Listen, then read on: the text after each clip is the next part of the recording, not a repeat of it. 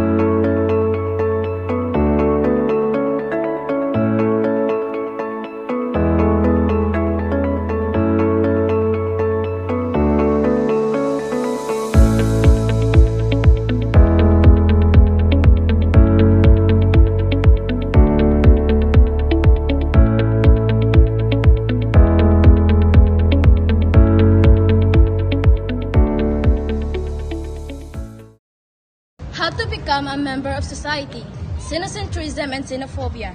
Xenocentrism refers to a preference for the foreign. It is characterized by a strong belief that one's own products and styles or ideas are inferior to those which originate elsewhere. Xenophobia, fear of what is perceived as foreign or strange. It may include fear of losing identity, aggression, and the desire to eliminate in presence of other group to secure purity. Cultural and socialization. Socialization refers to a long life social experience by which people develop their human potential and learn culture. In culturalization, it's the process by which people learn the requirements of their surroundings culture and acquire the values. Identity formation and cultural identity. Identity formation is the development of an individual distinct personality which is regarded as a persisting entity in a particular stage of life by which a person is recognized or known. Is one's feelings or identity or affiliation with a group of culture. For example, ethics identity and religious identity. Norms and values. Norms, a role that guides the behavior of members of a group or society. Values culturally. Defined standard that people use to decide what is desirable, good, and beautiful. Status and role. Status, simply position in a social system. Two types of status. Ascribed status, social position receives at birth. Achieved status, social position, a person takes place that reflects a person's identity and effort.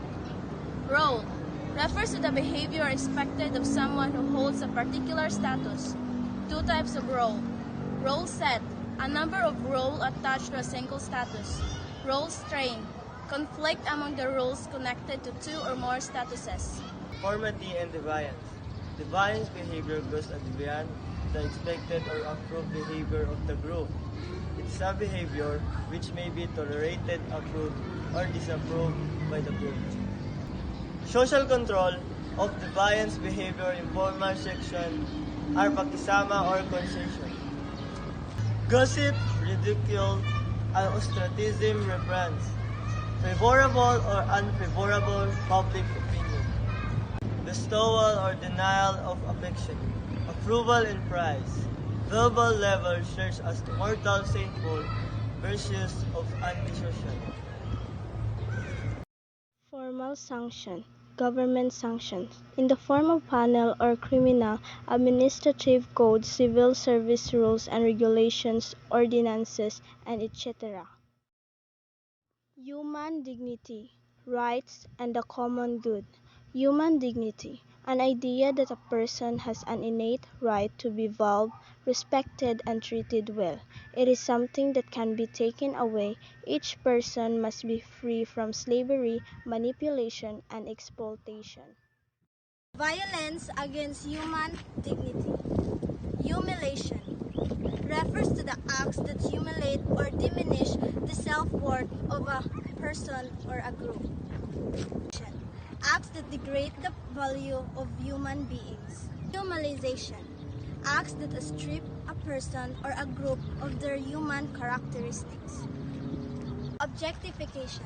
These aspects refers to treating a person as an instrument or as means to achieve some other goal. Human rights and legal, social, or ethical principles of freedom or entitlement are fundamental normative rules about what is allowed of people or owned to people according to some legal system.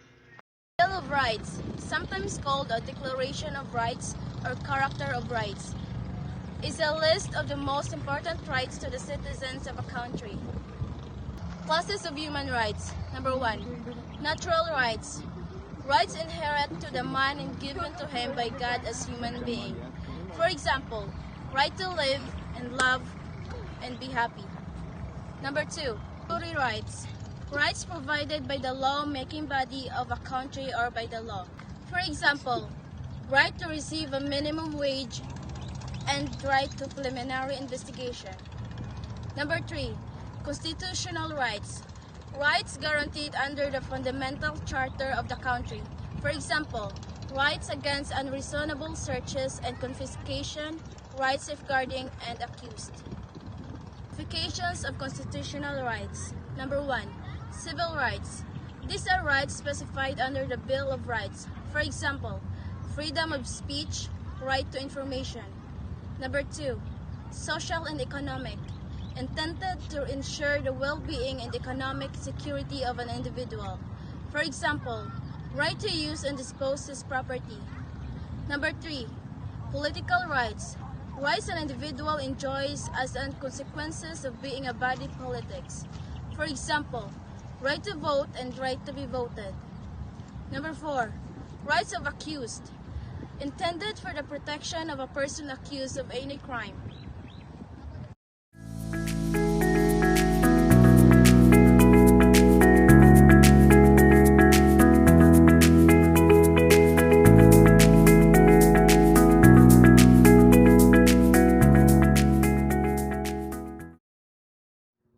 How do we become kapwa to others? We must respect and honor dignity. All religions teach the value of life. Our cultures make us the woman in harmony, and most societies reserve and uphold the principles of dignity, equality, and liberty. Essential components.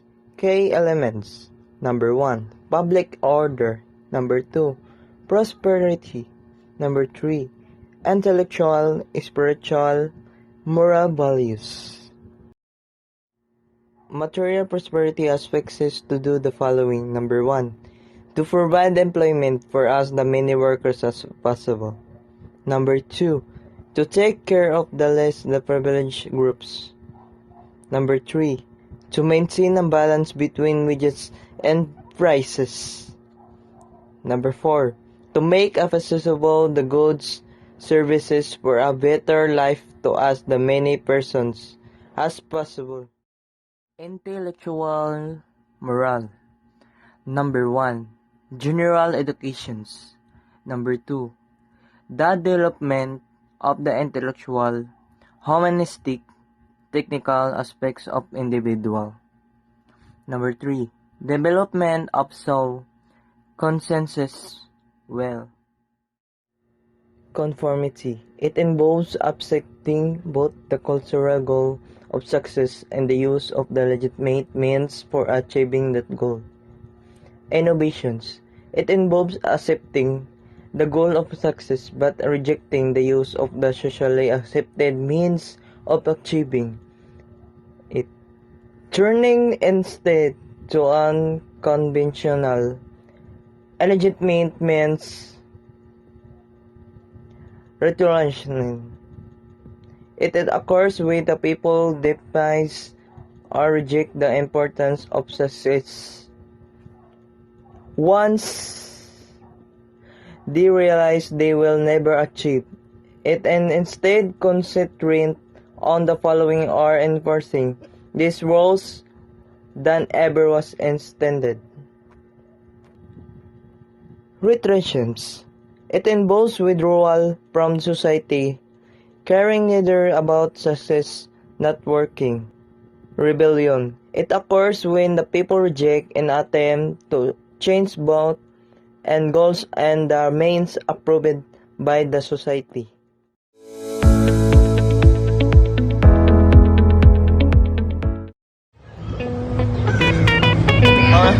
Status in rule. Status simply a fish. Desirable values and cultural. Ikatap. Natural rights. Natural. Status in rule. Status simply a fish. Desirable